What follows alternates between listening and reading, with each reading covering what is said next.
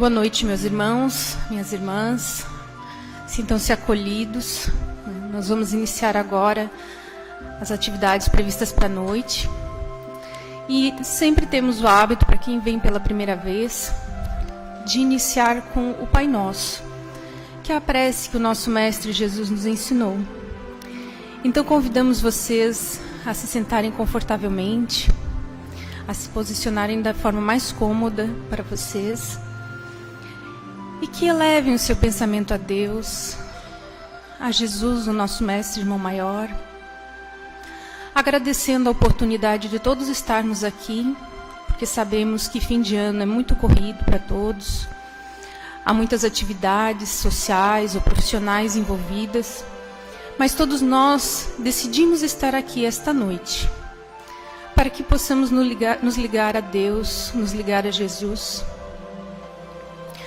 Tomamos essa decisão consciente e que o tema proposto para a noite de hoje, que nós possamos absorver para nós, interiorizá-lo e levá-lo para a nossa prática diária. Não pensemos que o tema da noite de hoje é para o nosso irmão, nosso pai, nosso filho, nossa esposa, que no momento talvez não esteja aqui. Traga isso para você, para cada um de nós, porque essa mensagem da noite de hoje é para nós que estamos aqui, encarnados ou os que estão desencarnados e que também acompanham conosco.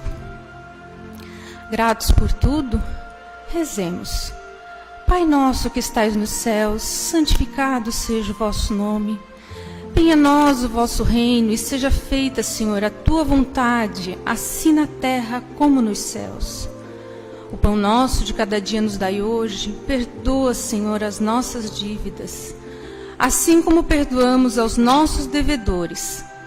Mas não nos deixei cair em tentação e livra-nos, Senhor, por caridade da prática do mal. Pois teu é o reino, é o poder e a glória, hoje e sempre. Gratos por tudo, pedimos a espiritualidade amiga, que auxilie o nosso irmão Diego, que fará a palestra da noite de hoje, e que ele tenha facilidade em expor o tema proposto. Que assim seja.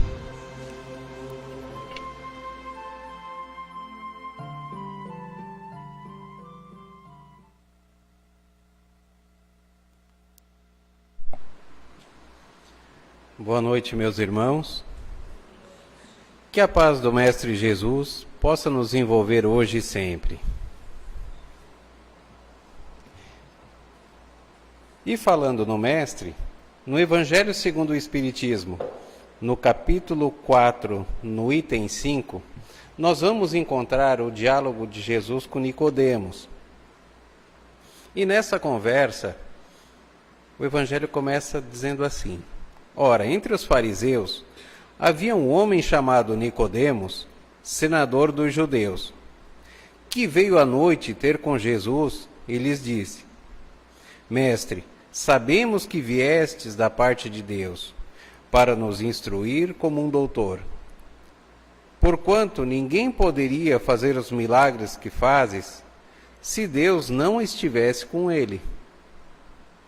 Jesus lhe respondeu: em verdade digo-te, ninguém pode ver o reino de Deus, se não nascer de novo. Disse-lhe Nicodemos: como pode nascer um homem já velho? Pode tornar a entrar no ventre de sua mãe para nascer segunda vez? Retorquiu-lhe Jesus: em verdade digo-te, se um homem não renasce da água e do Espírito, não pode entrar no reino dos céus. O que é nascido da carne é carne, e o que é nascido do Espírito é Espírito. Não te admires de que eu te haja dito ser preciso que nasças de novo. O Espírito sopra onde quer e ouves a sua voz, mas não sabes de onde vem, nem para onde vai. O mesmo se dá com todo homem que é nascido do Espírito. Respondeu-lhe Nicodemos: como pode isso fazer-se?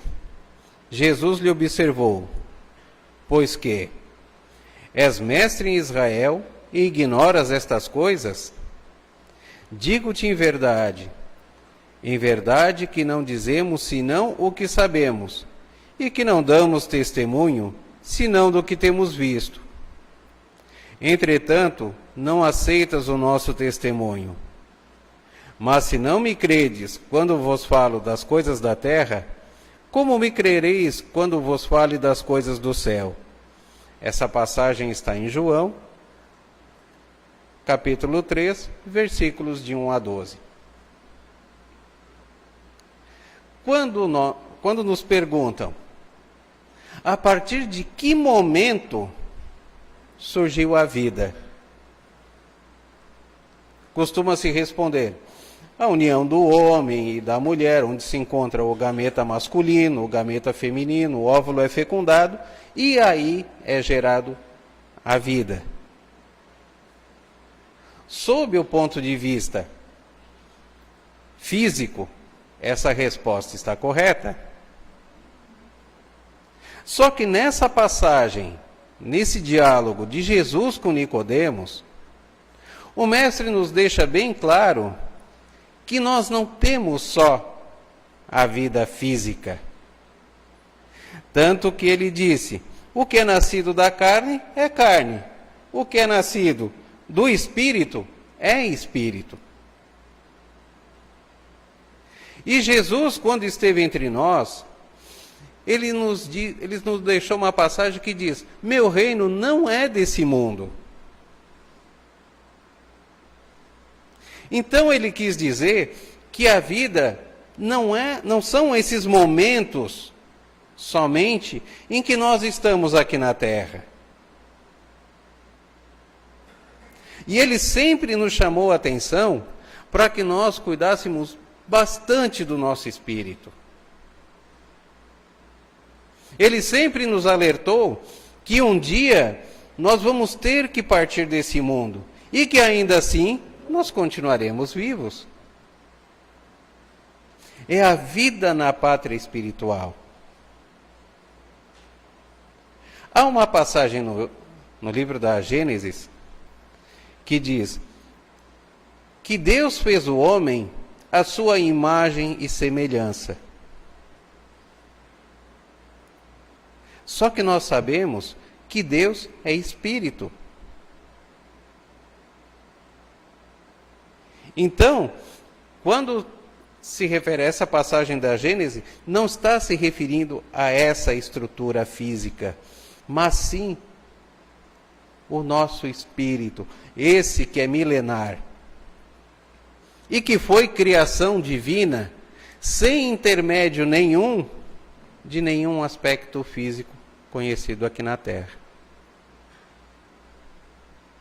Essa conversa com Jesus e Nicodemos se deu mais ou menos há uns 2000 anos atrás, quando Jesus esteve presente aqui na Terra. E ela nos fala sobre vida. Então Jesus deixa muito claro, tem a vida no corpo? Tem, mas tu também tem a vida no espírito. E quando é que esta começou? 18 séculos depois da vinda de Jesus aqui na Terra, Allan Kardec, quando começou a codificar o livro dos Espíritos, levantou esta questão com eles. E na segunda parte, no capítulo 1, tem uma série de perguntas que Kardec faz a esse respeito. E na pergunta 81, ele questiona os espíritos da seguinte maneira: os espíritos se formam espontaneamente ou procedem uns dos outros? E eles respondem a Kardec: Deus os cria, como a todas as outras criaturas, pela sua vontade.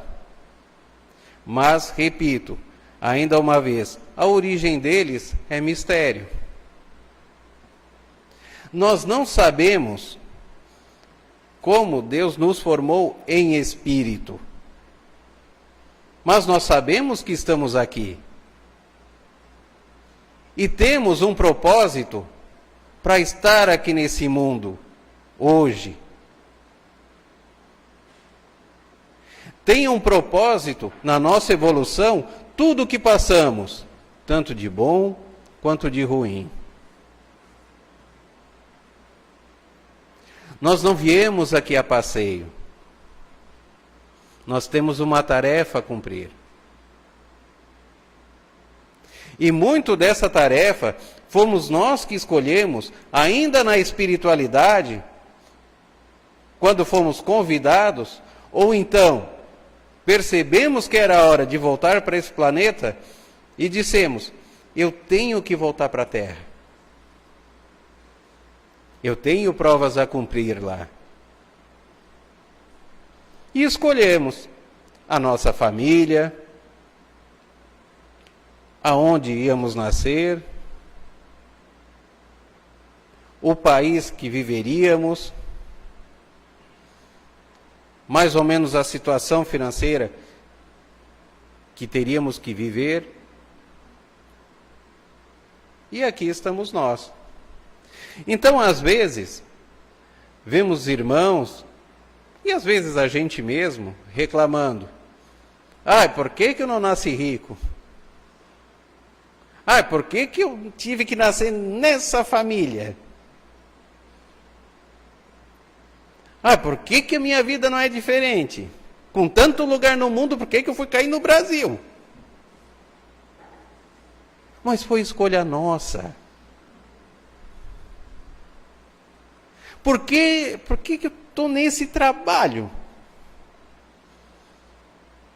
Eu não gosto do que eu faço, isso aqui não serve para mim. Mas é ali que eu estou desenvolvendo as minhas provas. E às vezes também estou espiando fatos de vida passada. Só que nós viemos aqui para ser felizes, ou pelo menos buscarmos a nossa felicidade.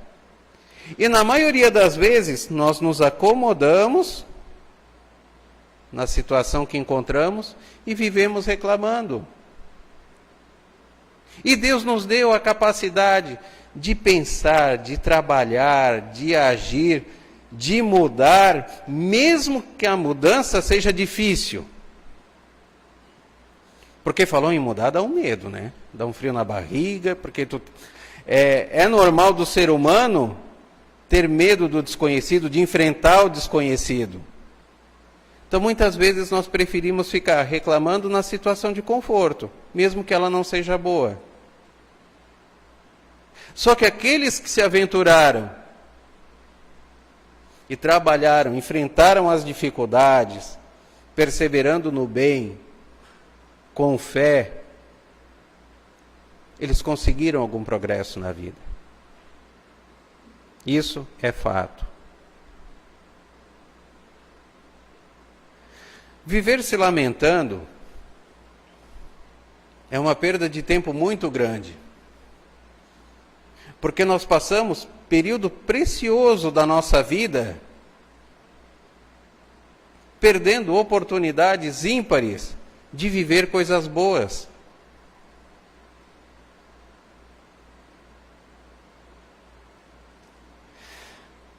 Os irmãos já pararam para pensar que se Deus nos criou, Ele nos ama mais do que qualquer um? Mais do que a nós mesmos nos amamos?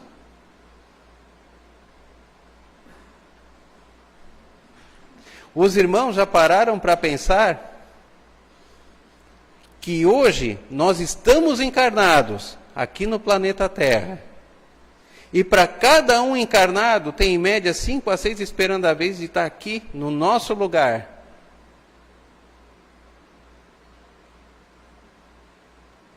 E o que nós estamos fazendo com essa oportunidade que Deus nos deu?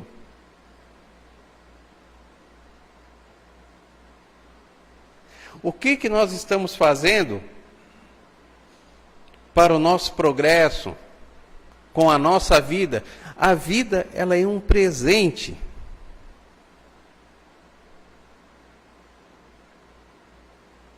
Tanto que, em condições normais, aquilo que nós mais nos agarramos é a vida.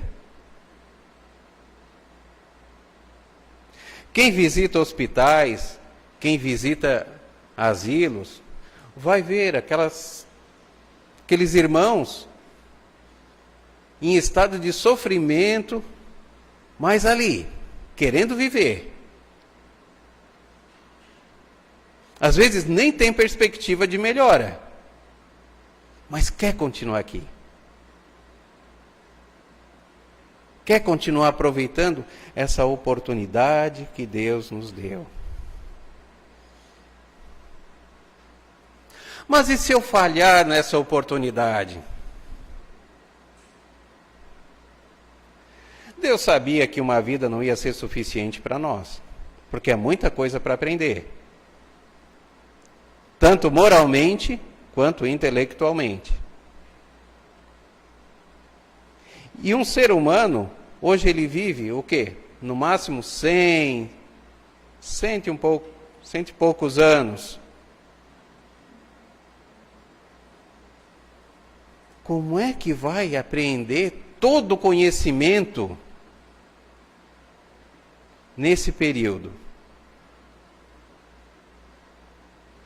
Como é que vai promover uma reforma íntima completa, numa existência só, passado um ser que foi criado simples e ignorante para espírito puro?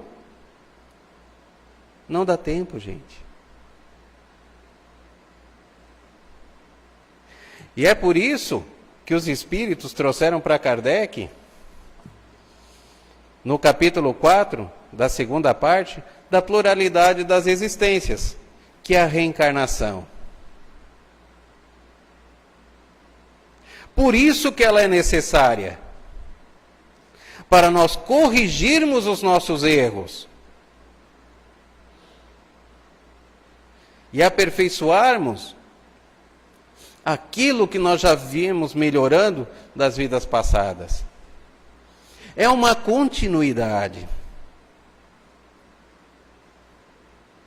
E não só aprendemos enquanto encarnados. No plano espiritual nós continuamos aprendendo. Nós continuamos vivendo.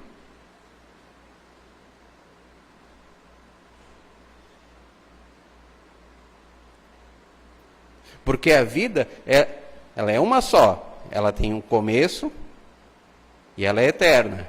Mas ela é dividida em várias existências. E muita gente se preocupa com o que foi no passado. Gente, vamos olhar para frente. Hoje,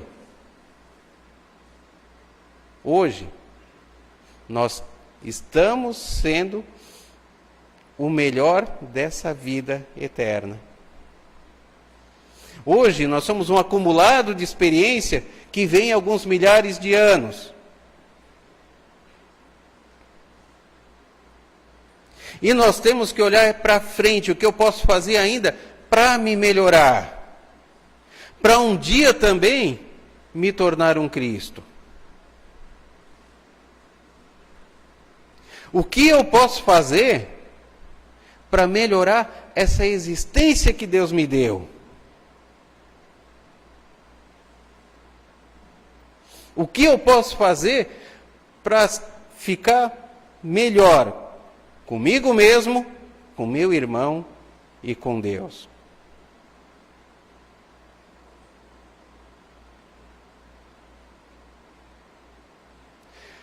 O que eu posso fazer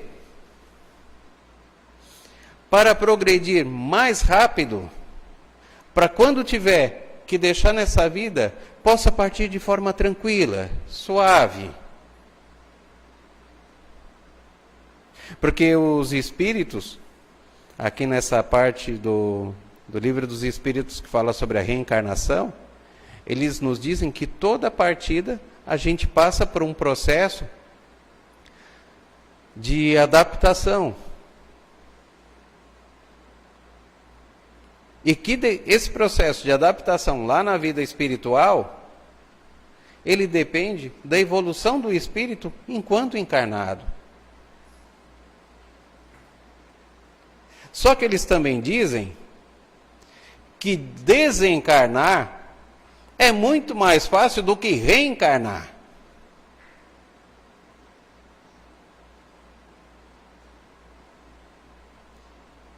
E que aquele que praticou o bem, que tem o merecimento,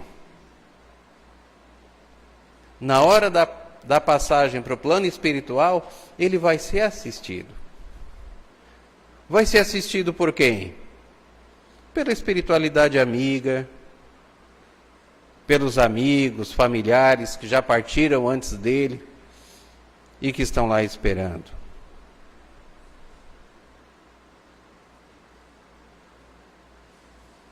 Enquanto no reencarne, o espírito sabe que vai vir para a Terra, vai ter que habitar um corpo onde ele vai sentir frio, fome, calor, vai enfrentar doenças, vai ter que conviver com espíritos que às vezes não são tão afins na mesma casa. E isso também gera insegurança. Porque da mesma forma que para nós o mundo espiritual hoje é um mergulho no desconhecido, quando nós estamos na pátria espiritual, que estamos para reencarnar, nós também temos medo, porque o mundo encarnado para nós é desconhecido nessa ocasião.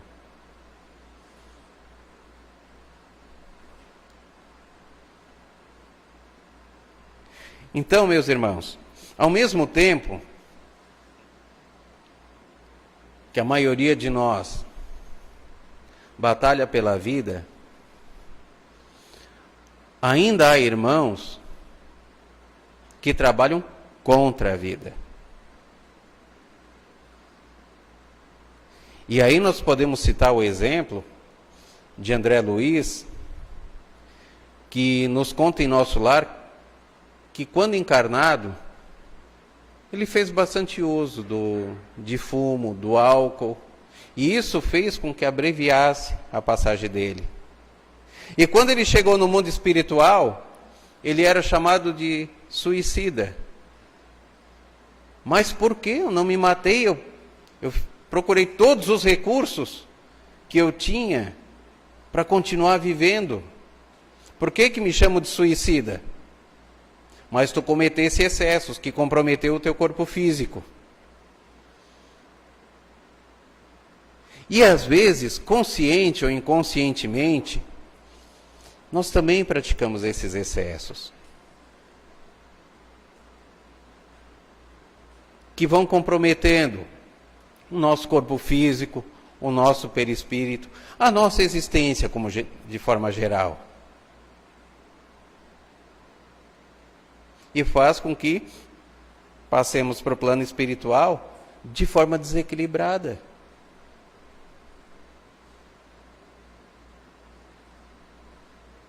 Da mesma forma que alguns irmãos nossos cometem um homicídio, que é tirar a vida de um irmão. E no que tira a vida desse irmão, não é só, ele quebra um planejamento espiritual que tinha para aquele espírito. Ele quebra também um planejamento espiritual para aqueles que estavam envolvidos com esse irmão. Um pai, uma mãe, uma esposa, filhos.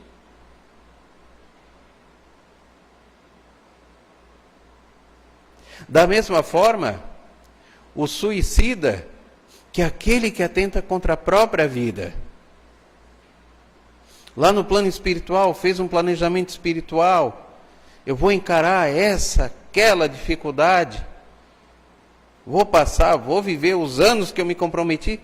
Mas chega num determinado ponto que ele abandona a vida. abandona essa oportunidade de crescimento que Deus deu.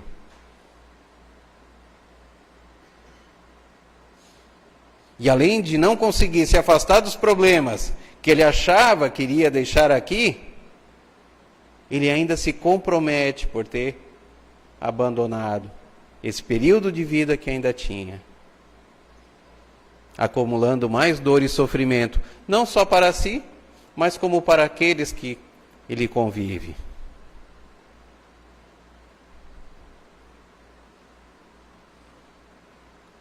Da mesma forma, o aborto quer interromper a existência de quem está com a expectativa de viver nesse mundo antes mesmo de nascer.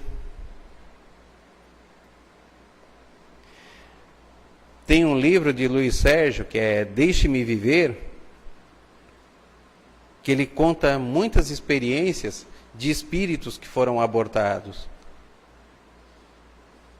E eles vivem a angústia de querer saber o porquê que aquele ato está sendo cometido com eles. Mas, poxa, o meu pai, a minha mãe, eles disseram que iam me ajudar, iam me receber, iam me auxiliar na caminhada da minha vida lá na terra, e agora estão me tirando assim.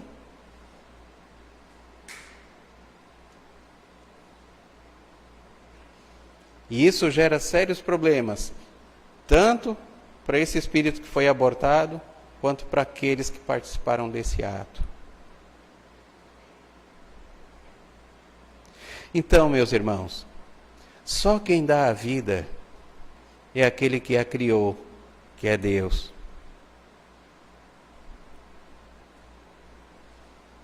Tanto que ele fez essa maravilha, que é o nosso espírito, e essa outra maravilha, que é o nosso corpo físico. Tanto que, nesse tempo todo que temos de caminhada, nesses longos anos que procuramos estudar sobre o nosso corpo físico, a nossa saúde, o homem ainda não sabe quase nada de como funciona, por que perecemos, por que ficamos doentes. Mas o Espiritismo nos diz que precisemos abraçar a vida. E de que forma? Fazendo o bem, procurando estar equilibrados, valorizando cada minuto que temos, nessa ou na outra vida, praticando o bem para o próximo e a nós mesmos. Qual foi o segundo mandamento que Jesus deixou? Amai o teu próximo como a ti mesmo.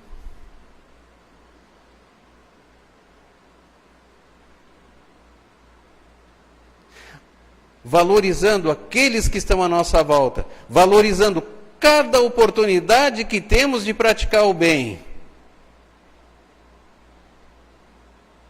valorizando os ensinamentos que Jesus, que já em estado de espírito puro, em estado crístico, se deu ao trabalho de vir até nós, trazendo a boa nova do Evangelho e nos convidando a viver bem,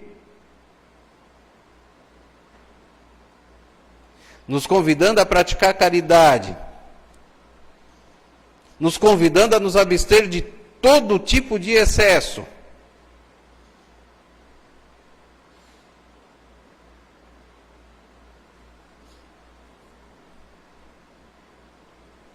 E fez esse sacrifício por nós, porque um espírito puro tem que voltar num planeta, como é a Terra, e há 2000 anos atrás, que nós éramos mais atrasados, olha, não é fácil.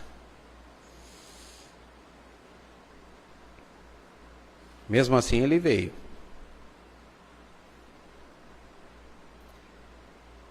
E agora, nesse período do ano, onde celebramos o Natal, e desperta os sentimentos mais nobres dentro de nós. Vamos lembrar do porquê que estamos aqui, do bem que podemos fazer, de tanto auxílio que podemos dar ao próximo.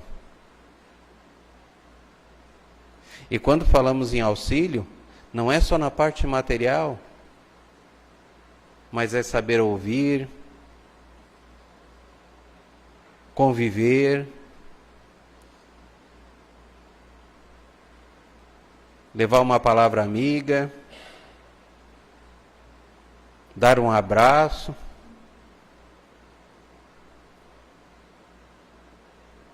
incutir sentimentos nobres no outro e, principalmente, exemplificar a prática do Evangelho.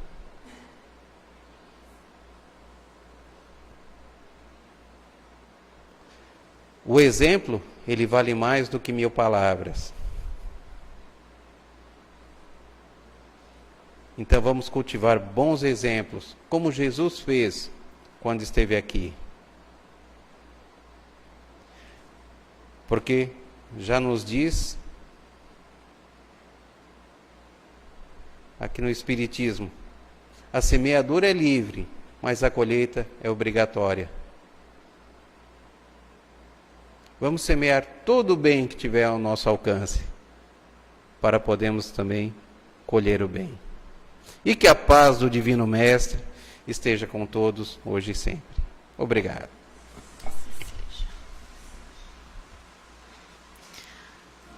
Agradecemos ao nosso irmão pelas reflexões da noite de hoje, reflexões importantes que a gente precisa fazer para a nossa vida. Nós precisamos iniciar a nossa prática do Evangelho no nosso cotidiano. Ela não precisa ser de uma hora para outra, ela não precisa ser repentina, mas que a cada momento a gente inicie esse processo, que a gente dê um pequeno passo hoje, um pequeno passo amanhã, e a cada dia vamos aumentando um pouco mais, que a gente traga para a nossa vida familiar, essa mensagem de valorizarmos a nossa vida, como ela é hoje, sem reclamar, acolhendo os desafios, acolhendo as dificuldades, que a gente sabe que não são poucas, cada um tem a sua, alguns é de ordem financeira, outras é da doença física, outras de doença mental ou espiritual, não importa. Quem está sofrendo, sofre. E que possamos acolher esse momento e buscar transformar em aprendizado. E que isso nos auxilie a entender e a nos conectarmos cada vez mais com Deus, com Jesus, para que possamos avançar na nossa trajetória terrena, buscando a nossa evolução espiritual e moral. Nesse momento, eu convido a todos para novamente elevarmos o nosso pensamento a Deus, e nesse momento faremos o passe coletivo, acompanhando mentalmente a prece que estamos fazendo. Agradecemos a Deus a nossa vida, agradecemos a Deus essa semana que passou, e esta semana também que inicia nesta segunda-feira, que nós possamos retornar aos nossos lares com o coração repleto de esperança, repleto do desejo sincero de Deus em nós, que Ele já habita em nós, mas que às vezes precisamos reacender essa centelha que já está em nós, que pelas preocupações, pelas angústias, a gente esquece de aquecer e de fomentar. Que nós possamos, meus irmãos, agradecer por tudo e estender esse agradecimento, orando também pelos nossos irmãos necessitados, pelos nossos irmãos que estão nas sarjetas da vida, nos orfanatos, nos presídios e asilos, aos nossos irmãos que estão abandonados de toda forma e de toda espécie, muitas vezes abandonados nos seus próprios lares, cheios de pessoas ocupadas, que não têm tempo para conversar, que não têm tempo para olhar nos olhos, que não têm tempo para abraçar. Que todos possam receber o amparo divino, o auxílio, a esperança. Pedimos também, com muita humildade, a magnetização das águas que estão nas garrafas lá no fundo, e que nós possamos retornar aos nossos lares com serenidade, com tranquilidade e com a fé cada vez mais renovada. Gratos por tudo, encerramos os trabalhos da noite de hoje com a prece que Jesus nos ensinou. Pai nosso que estais nos céus, santificado seja o vosso nome. Venha a nós o vosso reino e seja feita, Senhor, a tua vontade, assim na terra como nos céus. O pão nosso de cada dia nos dai hoje. Perdoa, Senhor, as nossas dívidas, assim como perdoamos aos nossos devedores. Mas não nos deixeis cair em tentação e livra-nos por caridade da prática do mal. Pois teu reino é o poder e a glória de sempre, e que assim seja, Senhor. Graças a Deus. Agradecemos a presença de todos e até quinta-feira fiquem convidados para a palestra pública. Obrigada.